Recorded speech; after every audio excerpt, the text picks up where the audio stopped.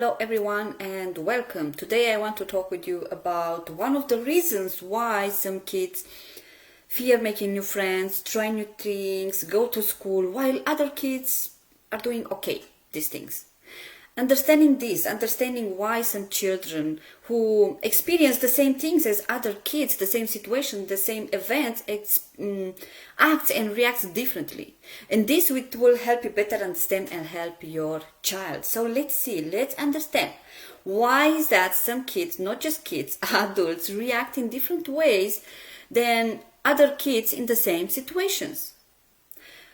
We have this amazing gift, this amazing ability to think. Thinking, it is wonderful.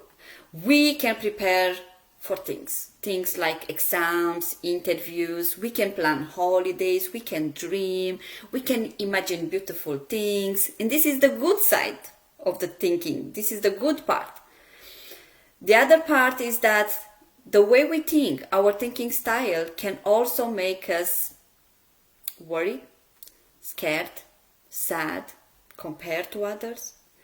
Kids with low self-esteem who struggle with anxiety, with depression, are overwhelmed by their thoughts. They feel overwhelmed, they feel stress. And we all know that stress can make us sick. The way we think can make us sick, can affect our lives, our happiness, our future, our actions, our relationships. The way we think can either help us in life or can cause many problems in our lives. The way we think affects how we feel. How we feel affects what we do. All of us have hundreds of thoughts per day, and some of the thoughts we have are supportive, are uplifting. I'm so happy I did that. This is an example of good thinking. Some of the thoughts we have are destructive, are disempowering. I'm not that smart. I will never be as good as. This is an example of destructive thinking. Most of us, when we are sad, angry, depressed, anxious, are saying, I feel this way because you made me feel this way. She made me feel this way. Or this situation makes me feel like this. I used to be one of these people. I used to say these things. Not just say them. I really believe that something outside me was making me feel all those emotions, those feelings. And if you are the same, if you used to think the same, or if you are still thinking the same, please type yes or give a like. If you are one of those people who blames other people, who blame situations, or if your children does this, then you need to stop doing this because it doesn't help you. And here is why. No event, no situation, no person can make us feel in a certain way. We are the only ones who can disturb ourselves.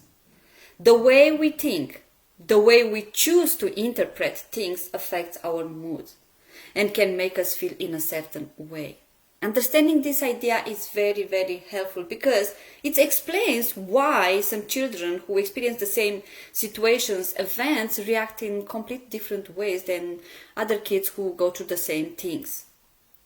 Now, I have a good news, and the good news is that we all have the power to interpret events, situations, experiences in different ways, in more helpful ways. All the material things we have accumulated in our lives can be gone, can be taken away. But there is one thing no one can take away from us, and that is the power of choosing our attitude. The power to choose what thoughts to keep and what thoughts to let go. Kids who struggle with low self-esteem, anxiety, depression, they often get into the cycle of thinking negative, and this type of thinking keeps them stuck. When they are into this cycle, it is very hard for them to think rational, to look for solutions to their problems, to their worries, to their fears. Believe me, I've been there so many times. Now, we all have times when we think negative, but some of us can take ourselves out of our mind and start to work on what is bothering us, on looking on our problems for solutions, for moving through our fears. But some of us, as I mentioned earlier, can't do that. We stay stuck. Some of us stay stuck. So what those people who are stuck with their negative thoughts can do? What can you do if your child is stuck with worry thoughts, negative thoughts? There are 3 steps, and the first step is to change what you think. In order to change what we think, we need to know what we think. And for this, we need to catch our thoughts, to catch our automatic thoughts.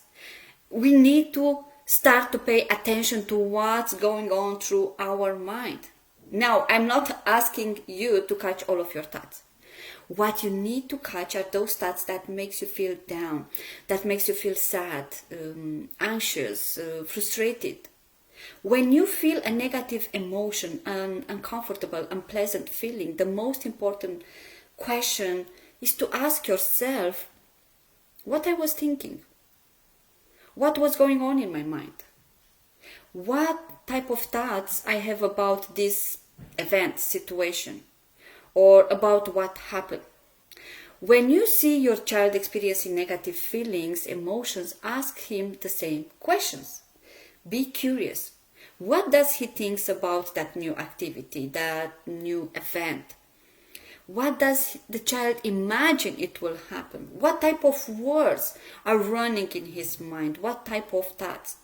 Asking your child these questions are going to help him be aware of the way that he thinks about making friends, going to school, do something new, and it will also help you better help your child.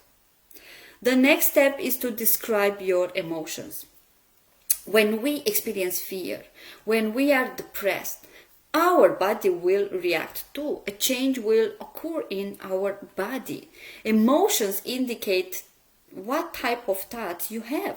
If you have good thoughts, empowering thoughts like I'm so happy I did this, you will feel good.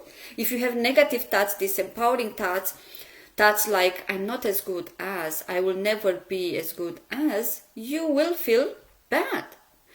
When children experience negative emotions, the same applies to them. So ask the child, after what you have found out what type of thoughts he has, ask the child, do you think that the thoughts you have about or what you imagine it will happen can make you feel the way you are feeling now? Help your child see the dots, the connection between thoughts and feelings. And the last step is to challenge your thoughts. Look for evidence. Thoughts are not facts. So ask yourself, ask your child, what is the evidence of my thought? How can I know for sure that what I'm worried, what I'm scared, it will happen? If my friend will have the same thoughts, what I will say to my friend to help him? If what I am worrying, scared, it will happen, how can I cope with? What can I do? What it is in my control? How can I prevent what I'm worried or afraid from happening? Are these thoughts helping me to do the things I should do or I want to do? Or are these thoughts stopping me? Is there another way to look at this situation? These are the steps you can use when your child experiences negative emotions. These are the steps you can use when you experience negative emotions. Now, it takes time and practice. So when your child experiences negative emotions, all you need to do in order to help him is to keep doing these steps, but with patience and calm. Thank you very much for taking the time to watch this video. All the best.